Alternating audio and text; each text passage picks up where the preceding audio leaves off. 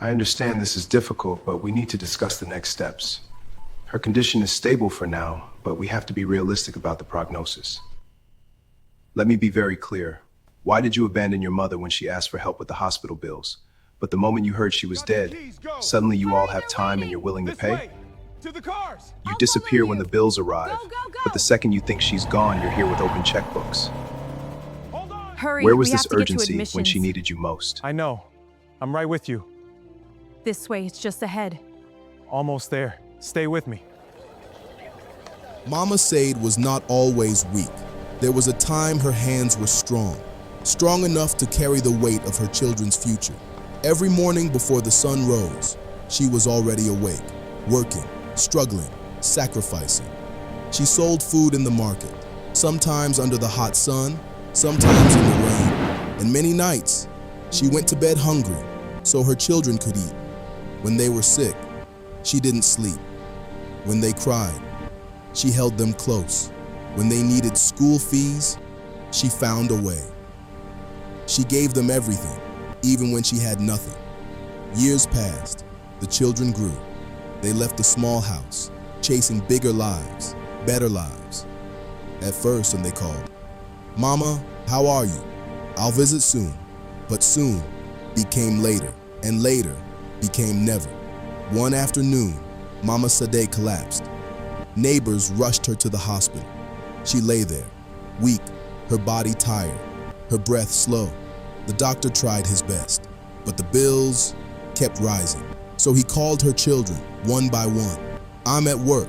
I'll come later. Things are tight. I'll try." But no one came. Days passed, then weeks. Mama Said stayed on that hospital bed, watching the door. Every sound, every footstep, she hoped it was one of her children. But the door never opened. One night, she cried, not because she was dying, but because she felt forgotten. Then, she made a decision. The next morning, she called the doctor.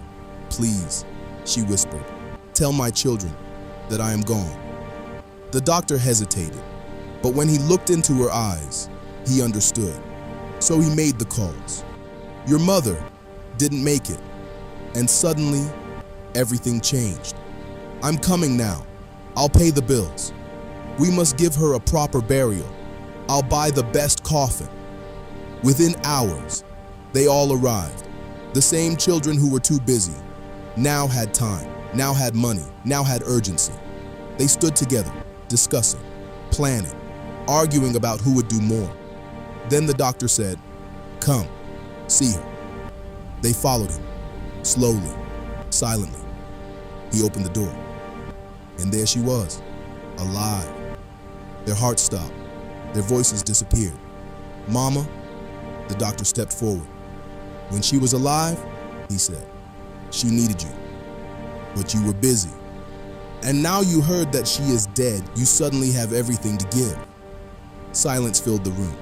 Mama Said looked at them. Her voice was soft but heavy.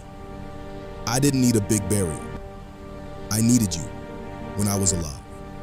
Tears fell, regret, shame, pain. They rushed to her, holding her hands, crying like children again, apologizing for the time they lost. And for the first time in a long time, they stayed. Don't wait until silence replaces their voice. Don't wait until it's too late. Give love, give care, give your presence while they are still alive. If you are not follow us, you might not see our next story. Kindly follow us and subscribe to our YouTube channel for stories like this. Thank you.